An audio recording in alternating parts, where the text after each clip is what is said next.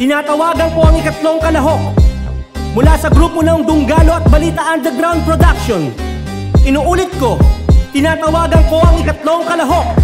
Heto na si Apollo 1. Yo, mic check. Ako yung rapper na simple lang pumorma manamit. Madalas niyayabangan at minamaliit ng mga tao na akala mo umasta ay mayaman. Hinahayaan ko na lang ayaw na masabawan ng katulad ko na kapag naglakad na kayo ko. Isang bata na mapagpakumbaba sa aming baryo na minsan lang napasama sa away at sa barkada. Dala ng kabataan kaya nasa lesa gangsta. Sa edad ko na 14 na nagsimula magbisyo. Tumambay sa kalsada, alak na at sigarilyo. Ngunit ang katotohanan ay aking natuklasan na wala palang maidudulot ang lahat ng yan. Kaya sa tulong ng magulang na sa akin nagdating, ang lahat ng kamalian ay aking naituwid. Ang maimulat ang mga mata sa ganitong larangan. Ako pala yung bata na hindi pa karaniwan. Ako ay simpleng tao lamang na kung titignan mo ay wala sa katangian ko. Pagiging isang rapper yun ay batang taga-lower kundi si Apollo 1. Si Apollo 1, si Apollo 1. Mula sa grupong BUP ako ay napabilang at taas noong Pinoy na sa Pangasinan. Sinilang yun ay batang taga-lower kundi si Apollo 1. Si Apollo 1, si Apollo 1. Makikinig sa musika yan ang aking kinahiligan. Nagsimulang sumulat nung ilang taon pa lamang at sumubok sa maraming tao kahit nakabado. Naglakas loob ang awit di gaano kabisado. Di alintana kahit na mikropono'y palyado. Tuloy pa rin sa pagbigkas hanggang makabisado.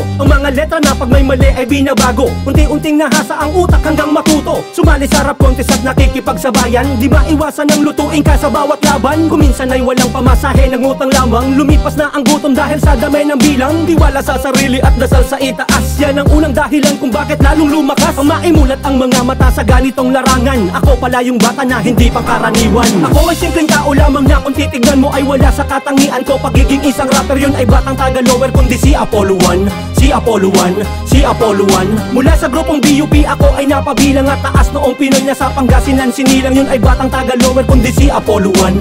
Si Apollo 1, si Apollo 1. Malamang nagulat ka nang marinig mo ang pangalan. Sino ba si Jeffrey Timog na taga-lower bikutan? Nako yung batang dati na di mo pinapansin. At ako yung bata na mababa ang iyong tingin. Pero bakit nang mapanood mo ikaw ay humanga? Pag ako ang nagrarap lahat kayo nakatunganga. Katibayan lamang na mahusay at merong galing. Mga awiting isinulat kung saan man nakarating. Tao mismo ang patunay kung saan man ako nahanay. Grupong kinabilangan dito nahasa at tumibay. Ito'y palatandaan na merong pinanghawakan. Mga ingay palakpakan sa pinasok kong larangan. Tiwala sa sarili at dasal sa itaas. Yan ang unang dahilan kung bakit lalong lumakas. Ang maimulat ang mga mata sa ganitong larangan. Ako pala yung bata na hindi pa karaniwan. Ako ay simpleng tao lamang na kung titignan mo ay wala sa katangian ko. Pagiging isang rapper yun ay batang taga-lower kundi si Apollo 1. Si Apollo 1, si Apollo 1. Mula sa grupong BUP ako ay napabilang at taas noong Pinoy na sa Pangasinan. Sinilang yun ay batang taga-lower kundi si Apollo 1.